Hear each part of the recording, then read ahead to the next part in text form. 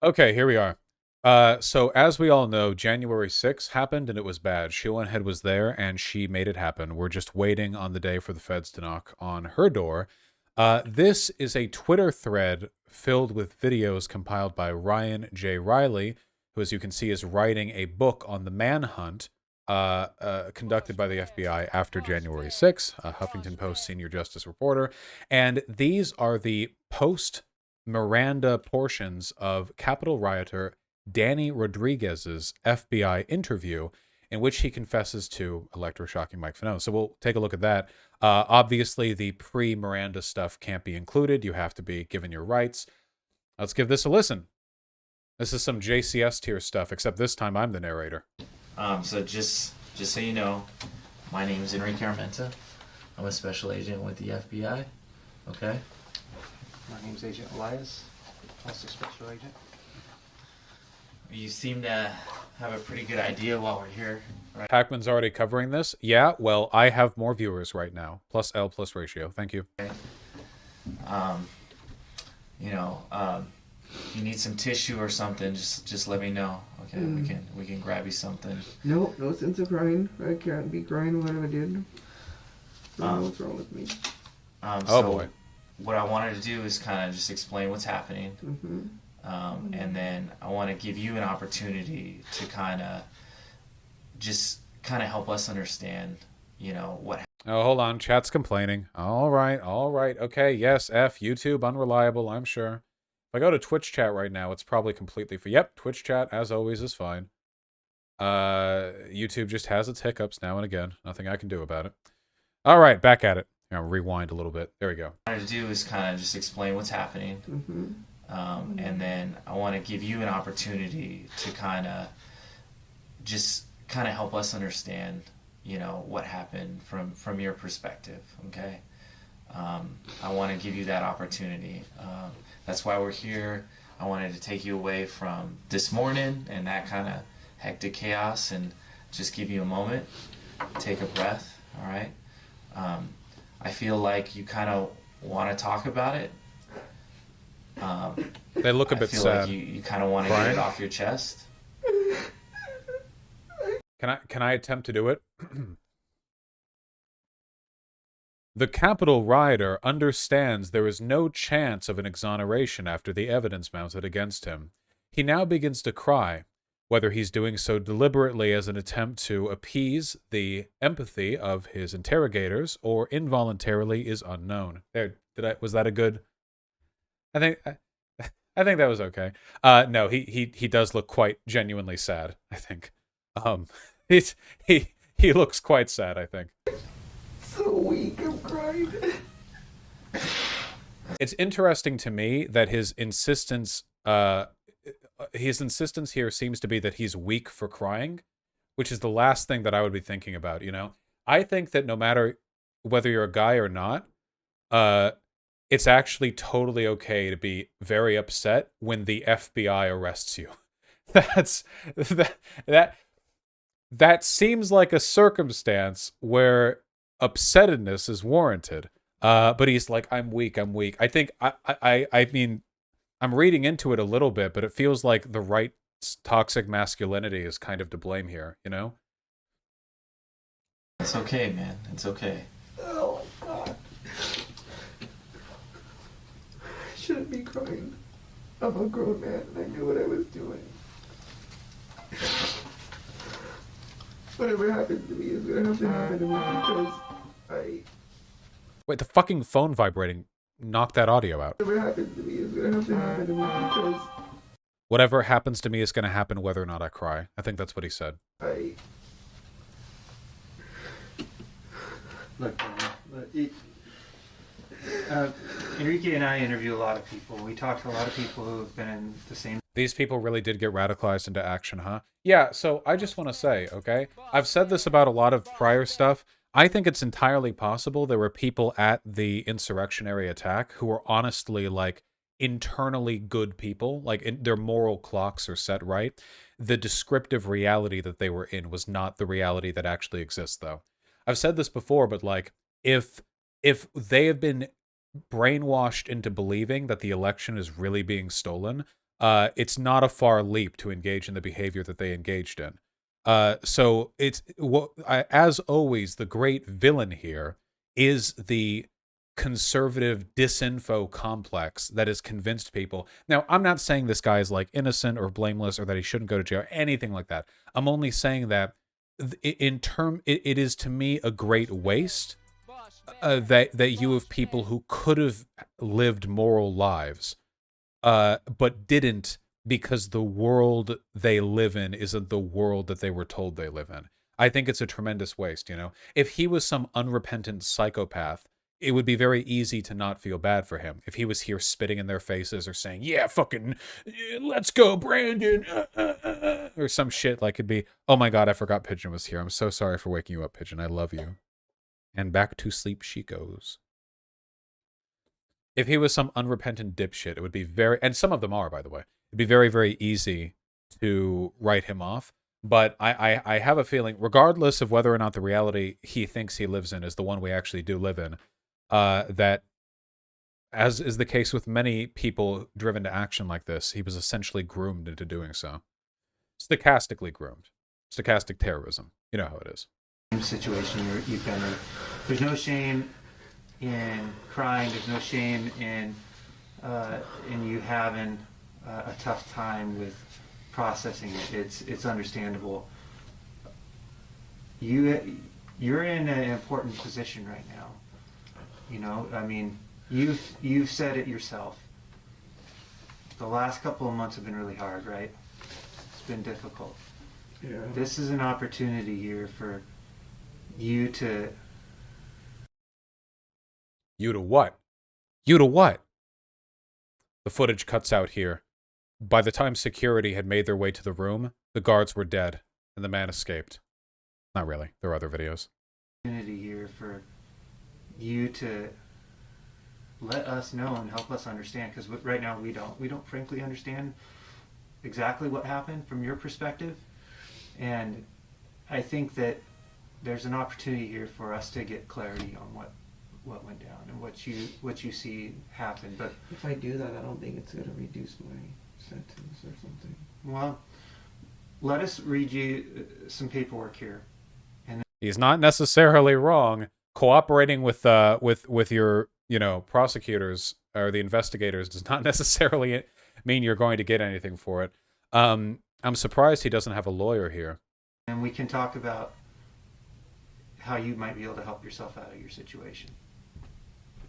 Okay? I'm gonna read this to you. Just Let me get those keys one more time for that. yeah. Let me know if you understand everything, and then Is treason still an executable offense? What took place on January 6th doesn't meet the legal definition of high treason, which does have a capital offense. if you have any questions, you know. When was the last time someone was even you have the right tried to for remain silent. high treason? That's like Anything an you old say meme. can be used against you in court. You have the right to talk to a lawyer for advice before we ask you any questions. Oh, wait, hold on. This is the Miranda. Okay, we were seeing the pre-Miranda portion. My apologies. The pre-Miranda portion wasn't allowed in court, but now the Miranda is being given. So only stuff presented after this Miranda has been given will be allowed in court. You have the right to have a lawyer with you during questioning. If you cannot afford a lawyer, one will be appointed for you before any questioning if you wish. If you decide to answer questions now without a lawyer present, you have the right to stop answering at any time. Okay? Do you understand those rights? Okay. You sign right here, and you can read them too. What's that noise in the background? The noise in the background is interference, I think, likely from local computers or a fax machine. I'm pretty sure older cameras and audio setups sometimes pick up some of the electromagnetic radiation intended for other devices communicating with each other. Have you guys ever, like, back in the old days, like, used a home phone next to a fax machine? It can get, like, pretty wonky. And just acknowledge that you understand them.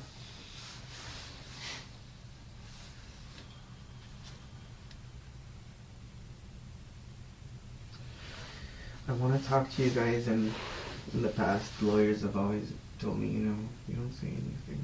I'm True. gonna help you. Well, look, by signing this, you're just acknowledging that you read your rights and that you're willing to talk to us at this time. Just because you signed it doesn't mean any of these rights go away. These rights are always with you throughout the entire process that you're in the legal system, okay? Does that make sense? And you have the right, if I ask a question or something makes you uncomfortable, just to let me know. Let us know. Okay? Well, I hate to say this in relation to a Jan 6 rioter, but holy shit, guys, shut the fuck up and get a lawyer.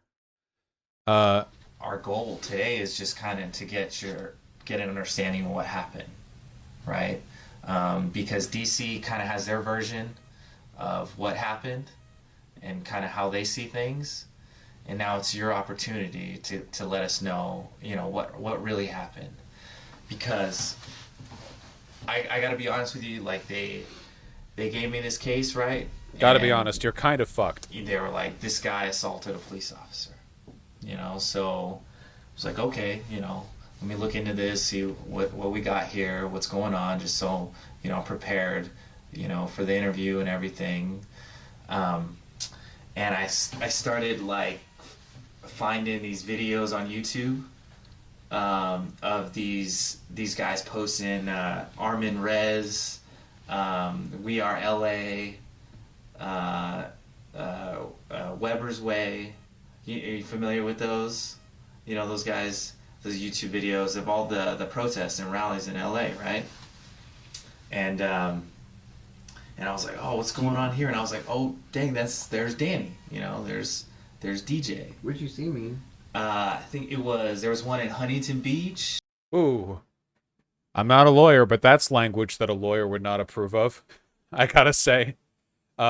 Even by implication. There was another one in Hollywood. No, but you saw me in an interview or just in the background? In an interview, and then at the protests, right? They were at Back to Blue rallies, and they were, at these rallies that were like for conservative values, American conservative values. They were like, and at that point. Oh, no. And at that point, man, like I was thinking to myself, because I thought I had an understanding of what was going on, right? They said, oh, this guy's, assaulted a police officer. But then I... And then they all died. Of course, not really. There was, I think it was Hollywood. There were police there standing, right? They were just maintaining the peace, and there was this... Antifa guy dressed in all black, and he was just agitating him and just kind of like as if he wanted them to do something. Yeah. Right? Like yeah. he was Make the instigating. cops, he's making them look bad so that the cops can do something, Right. and then give you all film, and the cops are abusing you now. And Exactly. And then I see you like intervening, and you were like, hey, dude, chill out. Like we're just. Okay, you can see what they're doing right here, right? This is a pretty obvious attempt to get this guy to relax by believing he's in the company of people who trust him and vice versa. We're protesting, like, you need to calm down. It's not about that. It's not about, that violence and that anger, because he was riled up. He was super riled up, and you were pretty calm for the situation, and do the JCS impression again. The interrogator is using a strategy called building rapport, in which he deliberately mirrors the political beliefs of his interrogation target, while also framing things in a way that appear sympathetic and trustworthy. The goal here is, of course, to lower the defenses of the target, making it more likely for damning evidence to be admitted to in the future. And the officer was calm. He didn't do anything. I was kind of surprised at his restraint, but just kind of seeing that. I'm not even sure what video you're talking about. Was it with the wheelchair guy? It wasn't that. I don't know if it was that same day. You know the wheelchair guy? Yeah, I do. I saw that one. Yeah. So the police they made a line in the intersection, and he goes to with his wheelchair, and he grows up to them, and he has a camera, and he just starts like sticking it like this, like in the cop's face, and that's when I first started going to the rallies. I was still pretty new at that time. I didn't know anybody, and He's being very I grabbed his forthcoming. wheelchair and I pulled him back like 6 or 8 feet, and the cops saw me. I did it right in front of them. I'm like, dude, what are you doing? You know? Yeah. And ever since then, they've, because like. I don't know about this one, guys. That there's like two sides to you. You know, there was this side that kind of DC had, portrayed and showed, and that this is your guy, this is what he did.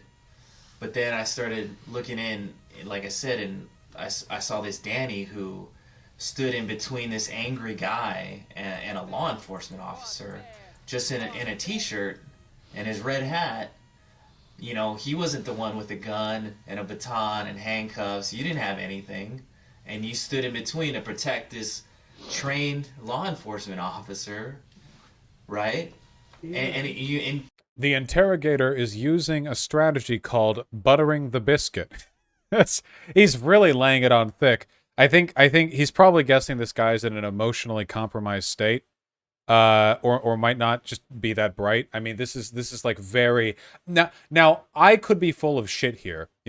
I feel like if I was in the situation that this guy was in, I feel like if I was sitting there, I would understand that I was being patronized right now. even to say something, because but that's just nowadays that's just what I'm saying. I mean, I don't know.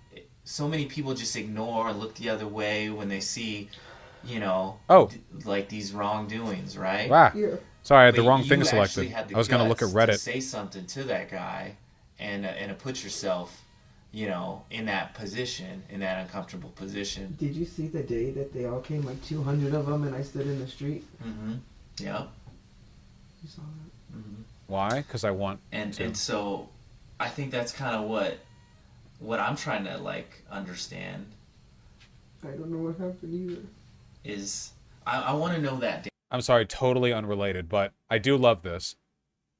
On Jimmy Dore's subreddit, they got mad as hell that Kyle Kulinski called Jimmy Dore an anti-vaxxer while talking with me. Also agree with Vaush criticism of the gray zone. Danny, though, I want to know. I want to know that Danny that that kind of intervened in that situation, and I want to know how that Danny got to January 6th.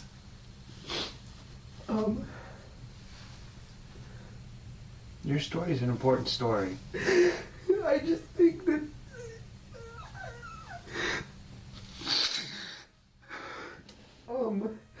I don't want to seem crazy or like a conspiracy theorist, because you guys it's gonna come out and I'm gonna get locked up because I believe this and it's gonna put me in jail.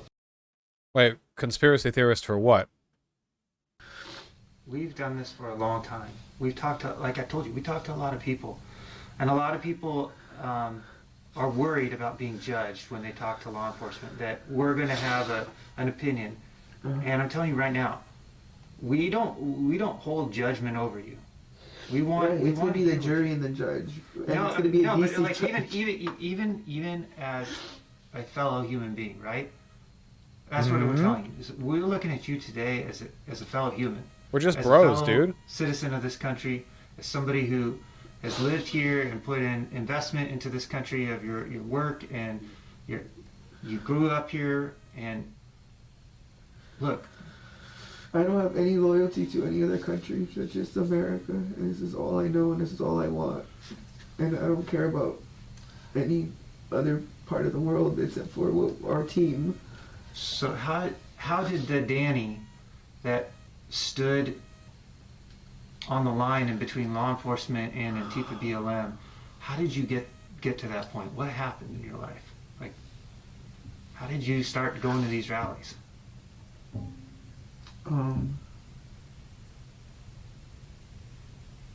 Infowars.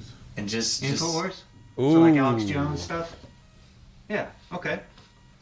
Pretty wild that the Fed knew who Alex Jones was and knew it well enough that they were willing to put forward that knowledge, you know?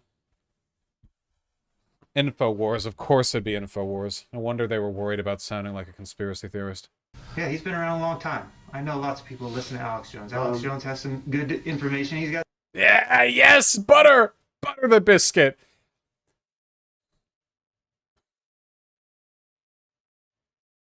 Oh, wait, I want to see after that. Here's the first 20 minutes of the tape in full.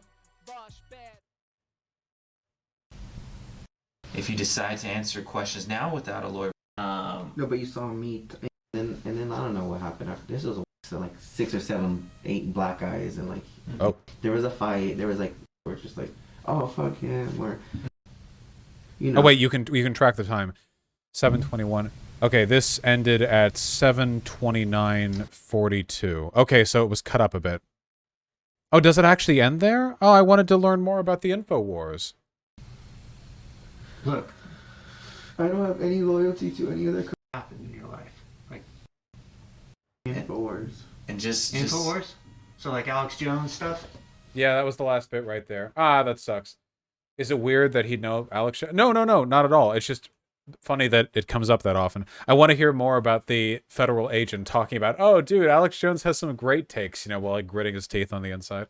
Oh, man. I want more stuff to come out from this, man. There's such an interesting psychology to the January 6th Capitol rioters, you know? They're like, we need them. We need them on the dissection table because they're like a warning of what's to come. Well, we'll see.